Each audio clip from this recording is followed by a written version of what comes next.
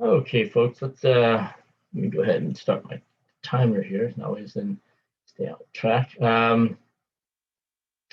right, let's go ahead and let's get started. Let's pick up where we left off with on the lesson from yesterday, and we were talking about how what happens with the S ions. And so let me go ahead and let's pick up with where we go ahead and open up my whiteboard here. And okay, all right. So we said then we learned how ions form, both cations and anions. We saw them with cations then, which are metal atoms. Okay, so cations are metal atoms that lose between 1 to 3 electrons for the representative metals, and possibly 4 and very rarely 5 electrons for the transition metals. We saw then that with those cations, when they form, they will give up an electron. They will give up between 1 and 5 electrons, and obtain either a noble gas configuration of electron configuration for one of the noble gases, or a half-filled d orbital or completely filled d orbital, and that brings the stability to those atoms. And so metal atoms then they will lose electrons in order to become stable, and they form cations. The nonmetal atoms, on the other hand, what they do then is that because they have very large, or they have larger electronegativities, they don't want to give up electrons. And we saw them also with the nonmetals. They have very high ionization energies, and so they don't want to give up any electrons at all. But what they can do and what they're good at is picking up electrons. And so we saw then with the nonmetal atoms, they can pick up between 1 and 3 electrons, and depending on the nonmetal. And in doing so, they always will obtain the electron configuration for a noble gas. So with nonmetal atoms, when they form anions, they will always gain enough electrons to fill up their s and p orbitals and obtain a noble gas configuration, which makes it easy for us to to um, um, um, recognize what happens with these nonmetal atoms. There are no exceptions. There are no exceptions to that rule. And so that is, we can always be certain that nonmetal atoms will become anions. And when they become anions, and they are more stable, because they become more stable because they obtain the electron configuration of a noble gas, and that will always be true. All right, and so the only thing that we had to worry about with the anions is making sure then we can figure out how many electrons each atom will get in order to get the noble gas configuration, and then the naming. And so when we talked about naming the cations, all we have to make sure we do is write down the name of the atom, okay, and then afterwards identify it as a cation by writing the word ion or cation. Okay. With the nonmetals, when they become their anion, when they become anions and become more stable, we name them by dropping a portion of their name and then adding IDE, and then including the word ion or anion. So that's what we saw then with the ions. Now the problem I said with that, and let's go ahead and let's pick up where we left off with um, yesterday. Okay, the problem with that then is that when we write out the when we write out the ionization reaction, let's say for sodium and chlorine, okay, when we write that out, the what it what it seems like we're saying then is that each one of these atoms here, so we have then chlorine, and then we have um, okay, sodium. Okay, what we're saying then is, and what it looks like is happening here is that when, whoops, sorry, this here. Well, here we go. What it looks like we're saying then is that in each case, then what happens is that it appears then that an electron will either be just randomly given off into the air, okay, in the case of the sodium here, that it gives off its 1 electron, okay, and becomes then the sodium ion. Okay, and so we start out with elemental sodium here, elemental sodium, which is the neutral form of sodium, okay, and we end up with the sodium ion over here. Okay, so the sodium ion becomes stable because it has the noble gas configuration of argon. Okay, all right. So, however, the issue that we have then is this right here: this electron being released, and it appears then from the reaction that we've written, being released out into the air. Okay, and when we see, so with that said, then what we saw then with the chlorine atom, so with elemental chlorine here, so we saw then with elemental chlorine, okay, it's going to gain 1 electron. It's going to gain 1 electron. So we have elemental chlorine. Okay. And so we saw then that with elemental chlorine, okay, it's going to pick up an electron randomly from the air, okay, and become then the chloride anion, okay, and become stable in this area. So this becomes the chloride anion, the chloride ion. Okay. It becomes the chloride ion and thus becomes stable. And again, the issue that we have here then is it appears from, it looks like from this ionization reaction that electron is just grabbed randomly from the air and then chlorine becomes the chloride ion. Okay, that can't happen. And like I was in closing out the lesson from yesterday, I was telling you that that would be a very bad situation if we had free floating electrons. Electrons, when electrons are moving around, that's what brings us, that's how we get an electrical current. And electrons passing through the air, the one example that we have of that in nature then is lightning. Okay? And so lightning obviously is not a good thing. We don't want to be around lightning. We don't want to be around free floating electrons. Okay? And so how is it then that sodium, elemental sodium, how is it that elemental sodium and elemental chlorine, how do they lose, where does elemental sodium lose the electron, okay? And if it doesn't lose it to the air, and how does elemental chlorine gain an electron if it doesn't gain it from the air, okay? And so where do these electrons go and where do they come from, okay? And so that's going to be the question that we answer in this next section here. Okay, so let's go ahead and let's talk about then, and let me go ahead and share this with you. Let's go ahead and let's talk about then ionic compounds and what they are. Okay, all right. And so with ionic compounds, what we see then is that we have the formation of a brand new compound. Okay, and so we've been focusing on how the atoms change to form the ions. What we're going to do in this section here then is we're going to talk about what these compounds are. Now remember, a compound, and let me just make sure we understand this. A compound is a form of matter in which it is made up of more than one atom. Okay, and that's what a compound is. Okay, and so we take a look at example of two compounds here. And I'm sorry, there's a bit of a typo here, so let me go ahead and write that in. We'll take a look at these two compounds here. Okay, we have then barite, okay, which is a mineral that we can find out in nature. Okay, so barite then, okay, which is a compound that we refer to in the systematic name in chemistry. Then we refer to it as barium sulfate. Okay, and if you notice here, this particular barite, so this compound here is made up of a barium ion, one sulfur ion, and four oxygen one barium atom, one sulfur atom, and four oxygen atoms. Okay, and so this is a compound made up of six atoms. Okay, six atoms, and so we can say the same thing then for argonite here, which is this compound right here. Okay, and it is made up, and the name that the systematic name that we give to argonite is calcium carbonate. And if you notice, the calcium carbonate is made up of a calcium atom, a carbon atom, and three oxygen atoms. And so when we talk about compounds, then compounds are forms of matter, and we learned this way back in chapter 2. A compound is a form of matter that is made up of two or more. So a compound then is made up of two or more atoms, okay? Two or more atoms joined together somehow. Okay, so a compound then is a form of matter made of two or more atoms joined together. Okay, and so how are these particular compounds joined together?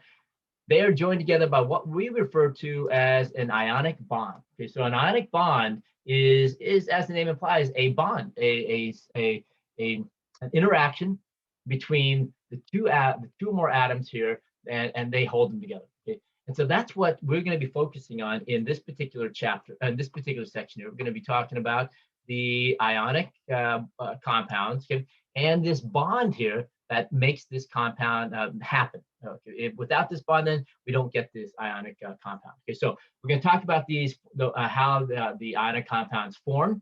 We'll do that first, and then what we're going to do is we're going to talk about, in talking about that, we're going to I'm going to introduce to you the ionic bond and how we form that and how it forms, and then we'll be using the PhET lab that you did on Friday, last Friday, and we're going to talk about some properties of those ionic compounds. Okay, but in discussing the formation of these ionic compounds, what I will also be doing is I will be talking about. I will be talking about how we name it, and so we will be going through section. I will use sections 9.1 and 9.2 in this particular section as well. So I will be incorporating section 9.1, 9.2 into this discussion as well. Okay, and then like I said, in class on Tuesday, I'm hoping that we can cover that today. If not, then we'll cover it in tomorrow's lecture. Okay. All right, very good. Let me go ahead then and let me save this here, and let's go ahead and let's take a look at some properties of these ionic compounds. All right, so ionic compounds then are basically the interaction then between a cation and an anion. Okay, so a negatively charged atom and a positively charged atom, and that's what you want to make sure you keep in mind here. So when we talk about an ionic compound, the two parts of a compound then is going to be a negatively charged. So this is our negatively charged atom. So we have a negatively charged atom, okay, and a positively charged atom.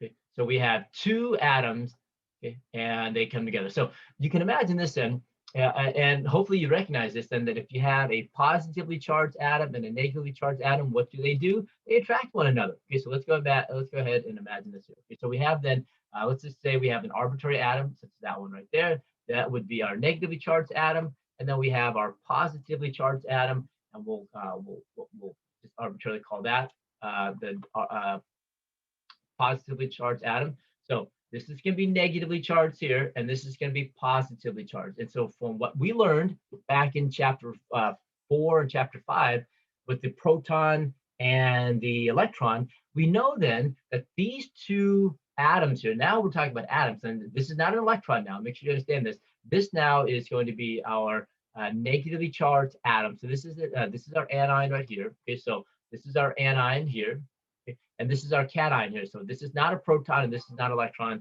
but the interaction will be essentially the same. And that is that these two here will be drawn towards one another. They are going to attract one another because the negative charge here is going to be drawn towards the positive charge because they attract one another, and the positive charge is going to be drawn towards the negative charge, and that's going to be because they attract one another. This attraction for one another is what we refer to as an electrostatic interaction. Okay. This electrostatic interaction is a very important one, and I've referred to this before. So this electrostatic interaction is a pull. It's essentially what we refer to as a force, okay, the electrostatic force. Okay. And what this force does is it pulls these atoms together. It pulls them together, and that's the reason why we have to discuss this. This electrostatic interaction here, this force that we refer to, then this is the ionic bond. This is the ionic bond that we will be focusing in on, or which we will be talking about in just a moment. Okay, so this electrostatic interaction, and this is what I want to make sure that I highlight to you right now. This is going to be important. This electrostatic, whoops, sorry, hold on, let me go ahead and change that really quickly. It's this electrostatic interaction here that we're going to focus in on, and it is what we refer to as the ionic bond. This attraction, okay, this attraction for each other. This is what holds the ionic compound together, and this is our ionic bond. That is the basis of the ionic bond. It's an electrostatic interaction. So this is the attraction. The attraction between these two, then, that's the ionic bond that we refer to. And it is a force, that is an attraction, that is a very, very strong attraction. And we'll talk about that. And hopefully the PhET lab that you did kind of gives you some means to see then how strong this interaction is based on the melting point.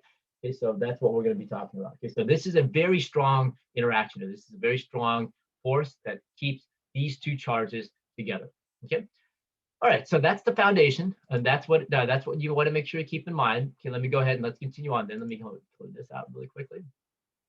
Okay. And so with that said, then the ionic compound then is because it is the interaction between a cation and an anion, and we know then that the cations will always be a metal atom, and anions always come from a non-metal atom. The ionic compound will always be composed, will always have a metal atom and also a non-metal component. So whenever you look at an ionic compound, there is always going to be a metal atom interacting with a non-metal atom, or a metal atom acting with more than one non-metal atom, or more than one metal atoms interacting with more than one non-metal atoms. But the essence, the essence of the interaction, the essence of the ionic compound is the attraction of a metal atom, a positively charged metal atom, with a negatively charged non-metal atom. And so that's what you want to make sure you keep in mind. Okay? However, with that said, though, an ionic compound will always be electrically neutral. It will always be neutral, and I want to make sure I keep that. You keep this in mind. That is that there will be whenever you have two charges, okay, the charges will always cancel each other out. So, for example, here, let's take a look at what we have here. Okay, if we have then, and let's go back to our atoms here. Okay, so we have then let's say then we have then a positively charged atom here. Okay? That is, let's say that it only has a charge of +1. Okay? I'm sorry, a 2 positive. So we have the positive charged atom here, that is a positive charge. And then we have a negatively charged atom here, our anion, okay, which is, let's say then it only has a -1 charge. Okay, so we have a smaller charged atom here, okay, which is -1. Okay, so let's go ahead and write this in here. So if we had, and this is a -1, okay, okay. In order for the compound to form, okay, that is neutral, electrically neutral, what we're going to need then is we're going to need another negatively charged atom. So we need two of these negatively charged atoms here. Okay, we need two of these negatively charged atoms here. And once we have that, and these two negative charged atoms, and they're both -1, when they interact here, that is when they attract one another, so the two negative charges here will be attracted to that one positive charge right there. Okay? And when they combine together, a 2 plus, this will be two positive charges plus now two negative charges. This one will give then an electrically neutral. That means essentially what this means by electrical neutrality. The charges then have to cancel each other out. If you have three positive charges, you're gonna have to interact it with three negative charges. There has to be three negative charges. Either the three negative charges will come from a single atom, or it will come from three different atoms. Okay? But the charges have to end up being neutral. This is what it means by electrical neutrality. That this is what we mean then by getting a neutral. The compound has to be electrically neutral. Sorry, let me go do this here. Okay. Electrical. In order to become neutral, then we have to have the atoms, the cations and anions, have to cancel each other out. That's what it means by electrical neutrality. And so in this case here, that's what you want to keep in mind. Okay? So if the reverse is true, we had then one particle, one anion that was a -2 charge, okay, and we had two positive charges here that were a single 1 plus. Then we'd get electrical neutrality as well. Okay, so all ionic compounds will be neutral, even though they will be made up of individual charged atoms. And that's what you want to make sure you keep in mind as we move forward with this. Okay. All right. Let's continue on then. Okay. And then finally, with ionic compounds, what we see then is that they are held together by this electrostatic interaction known as an ionic bond. Okay. So that ionic bond is the attraction between a positive and a negative charge, and I pointed that out to you already. Okay. Okay, we're going to talk about how that forms right now. Okay, so let's take a look at this ionic bond and this interaction that occurs and how it forms in the first place from two atoms, from a metal atom and a non-metal atom. Okay, so let's go ahead and take a look at that and see how. Okay. All right, let's go ahead then. Whoops, sorry. Let's go ahead then and let's take a look at the sodium and the chlorine ion atom again. Okay, so remember we said then that the electrostatic interaction that forms between these two atoms here, that is what we refer to as the ionic bond. So the electrostatic attraction. So this electrostatic force here, this is a force of attraction. So we have an attractive force. Okay? So when we say this, we're referring to this electrostatic force here, which is an attractive force. It has to be attractive, or else we wouldn't form the bond. Okay, so this is a force that is attractive. That means a attractive force. That means they pull in towards one another. Okay, and so let's take a look at how this attractive force between a sodium atom and a chlorine atom actually form. Okay, so let's go ahead and let's take a look at this really quickly. Okay, so first of all, what we see here then is we have elemental sodium. So this is the elemental sodium here. Okay, so this is elemental sodium. Okay, and this is elemental chlorine.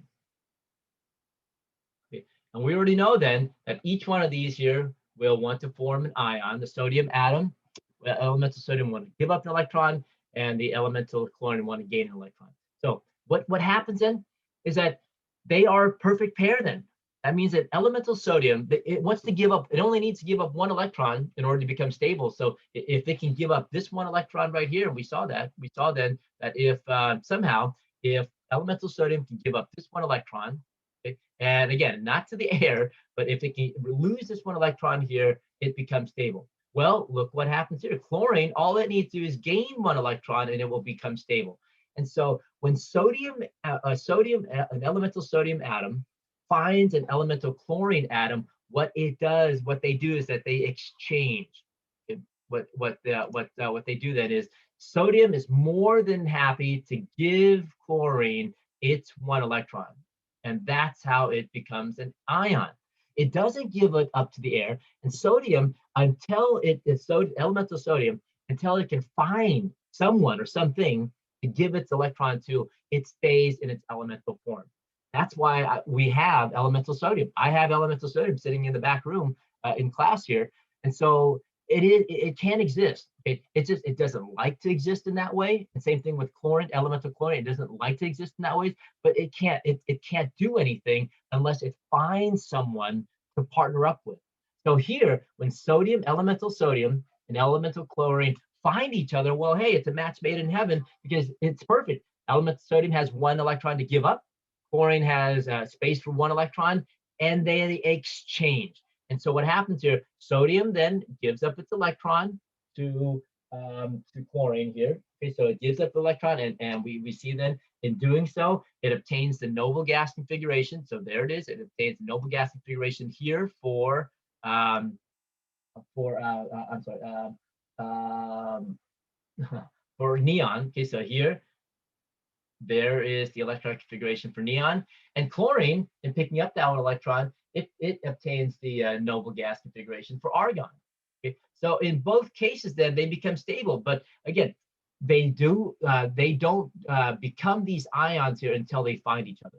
Okay, they don't form these ions until they find each other. But once they do, they become very, very stable. And then on top of that, what we notice here happening then is on top of that, then we have now a positively charged cation, okay, and a negatively charged anion. Okay? And so what do? They attract one another. So now that we have each one of these ions here, what do? They're going to pull in towards one another, and then we form then this ionic bond. So not only do we achieve atoms that are more stable, we now have a bond, an attraction here, and this is our ionic bond right here. So what do? A couple things happen here.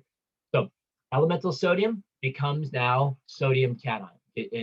Once it finds a chlorine atom, it becomes now the sodium cation. So now we have the sodium cation. Okay.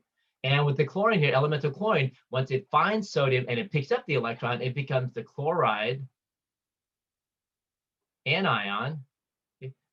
So they become the more stable ionic state. They become the more stable ions.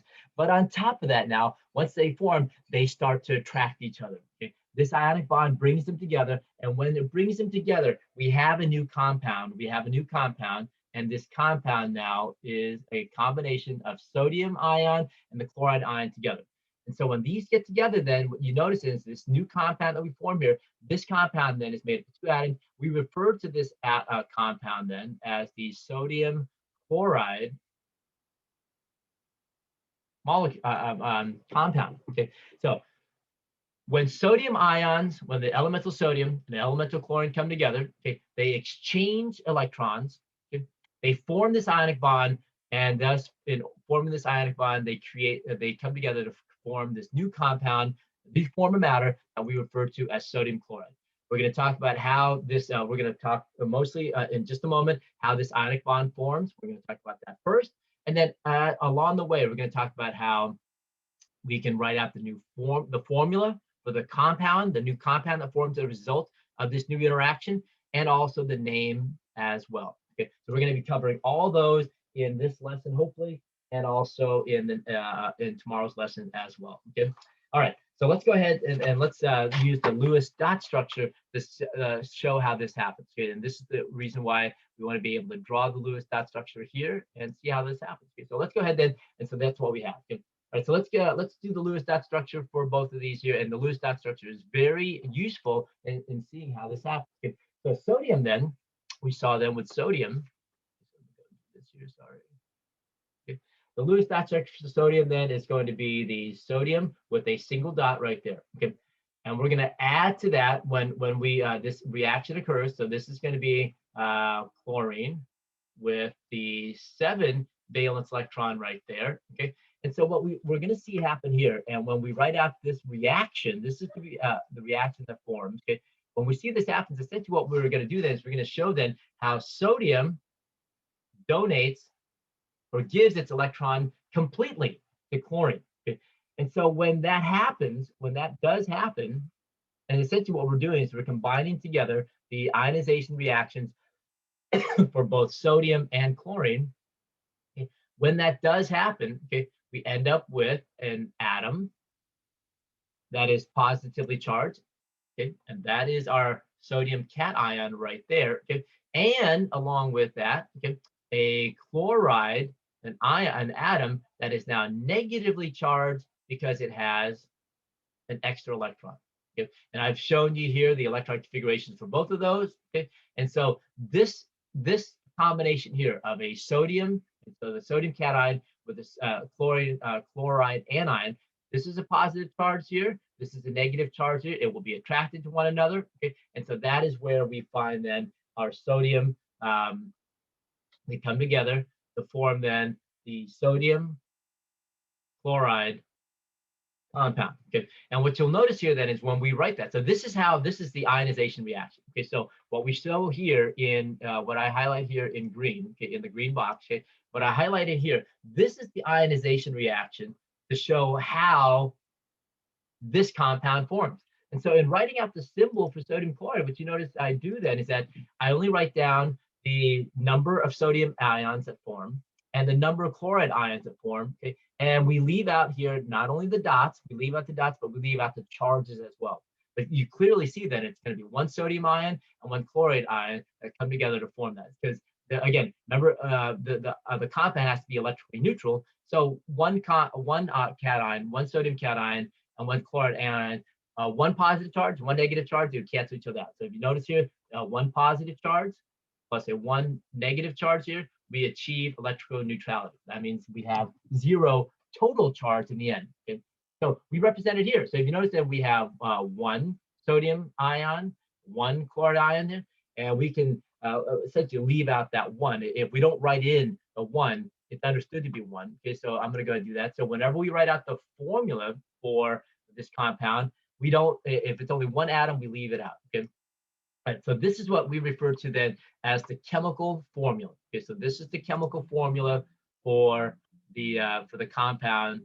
Okay, so this is the chemical formula here. Okay, that forms as a result of this ionization reaction here. So this is what we refer to then as the formula. Okay, this is the chemical formula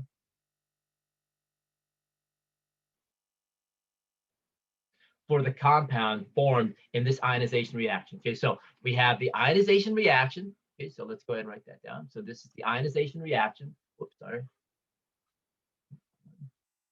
Whoops. Okay, so this is the ionization reaction.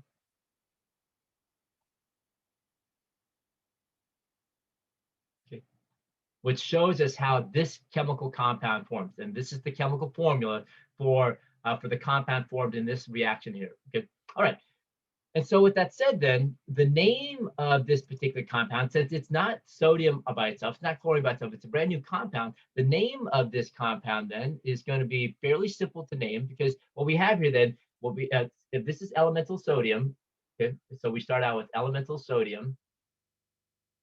Okay, and if this is elemental chlorine, okay, and we start out with elemental chlorine, when they form their ion, remember this is going to be the sodium ion or sodium cation, the sodium ion here, and we form then this new atom, which is called the chloride. Remember, we dropped the N part of the name here, the elemental name, the chloride ion. Okay. All right. And so to name this new compound that forms as a result of the interaction of the sodium ion and the chloride ion, we just drop the word ion. We combine the two names together, drop the word ion, and we get the name sodium chloride. And if you notice here, all we do then is bring them together, and we have then the name of this new compound. Okay, and we leave out the word ion. So this is going to be then the chemical name. So we have the chemical formula, and then now we have the chemical name for this new compound. All right. And so let's go ahead then, and if let's go ahead and let's practice this really quickly, and we're going to do all of it. We're going to go ahead then. We're going to write out the ionization reaction for this next compound here. So we're going to talk about the second compound here. And so let me go ahead then. Let me save this screen here. Let me save this here, and let's take a look at. And I'm going to open up a whiteboard. Now let me go ahead and clear this out. Let me open up my whiteboard, and let's take a look then at how this next compound forms. Okay, let's go ahead. Let's take a look at this next one. Okay. All right, let's take a look at the what happens when we take the lithium atom, okay, elemental lithium, okay, and we combine it together with elemental fluorine. Okay, let's see what compound forms as a result of this interaction here. Okay, so we have then elemental lithium, okay, and so let's take a look at this one now. So we have elemental lithium here. So we're going to take elemental lithium. Okay. And we're going to take elemental fluorine. Okay. And let's see what happens to them. Okay. Let's write out the ionization reaction for this particular process right here. Okay. So let's go ahead then and let's take a look at what happens. All right. So first of all, and let's go ahead and draw the arrow. First of all, let's take a look at what happens here. Lithium then is a 1A metal, so it's going to have then 1. Okay. There it is. There's the 1 valence electron. Fluorine then is a 7A metal, 7A non-metal. Okay, so it's going to have 7 valence electrons. Okay. Metals want to give up electrons. Non-metals want to gain electrons, and so when they interact with one another, lithium then is going to give its electron to fluorine right there. And so when it does so, it will form then, when lithium gives up its 1 electron, and it only do so when fluorine or some other non-metal comes around. Okay, so when it does so, it forms then the lithium ion there. Okay, and fluorine, when it gains that electron, it becomes the fluoride ion here. Okay, and so with that said, then we formed our 2 new atoms. Okay, we formed the 2 new atoms here. This atom then is going to be our lithium ion, different name, different symbol, and this becomes our fluoride ion. Okay, all right, so we see that happening. And so what we have here then, this is the ionization reaction for the formation of lithium ion and fluoride ion. And I'm sorry, there's a negative charge. There'll be a negative charge right here. Sorry, I left out the charge on that one. Okay, so we have our negative charge right there. Okay. All right, so when the ions do form, they're going to attract one another. So with this lithium ion here and the fluoride ion here, they're going to come together. They're going to attract one another to form this compound now that is going to be made up of 1 lithium ion and 1 fluoride ion. Why? Because we have a +1 charge here. We have a -1 charge here, which when they come together will give us electroneutrality. And so 1 lithium ion, 1 fluoride ion will form this new compound right there. Okay? That new compound will have this formula. Okay? We'll have this formula that is known as with LiF. Okay? And so when we name this particular new compound here, okay, it's going to have the name of the lithium ion. Okay, so this will be called the lithium. Okay, it'll have the name of the fluoride. We're going to drop the word ion. Okay, and so the name of this compound then is going to be lithium fluoride. And so now we have shown how the lithium fluoride lithium fluoride compound forms. And not only that, we have given the formula, we have identified it with a unique formula, and then we have also identified it with a unique name. Okay? And so this is how lithium fluoride forms. Okay. All right. All right. I'm running low on time here. What I'd like to do then is, okay, so yeah, we're running out of time. Well, I was going to hope to ask you to do then, and we'll do this in tomorrow's video. Okay. Let's continue practicing this. Let's continue practicing writing out these ionization reactions. We'll continue practicing writing out the formulas for the compounds that form as a result of the two ions that form, okay, and they come together. And then we'll also name them as well. Okay, so tomorrow we're going to spend pretty much the whole lesson talking about practicing writing out these ionization reactions, and then and we'll do this for other ionic compounds as well. Okay? But then what we'll do then towards the end of the lesson tomorrow is then we're going to talk about we're going to focus more heavily on the formulas and the naming part of these ionic compounds. Okay. All right. Very good, folks. And so with that said, then we'll pick up with this discussion tomorrow. Okay. All right. And I'll see you tomorrow in class. Okay? And please make sure, again, you stop by. Please stop by either in class today, as you're watching the video today, or stick around tomorrow after I take roll and ask questions about this, okay, before you go and watch the video for tomorrow, okay? All right, so hopefully I'll see some of you in class tomorrow, and I'll be able to take some of your questions. If not, please make sure then you stop by and get some help with this on Friday if you need it, okay? All right, I'll see you guys in class then tomorrow. Okay, bye.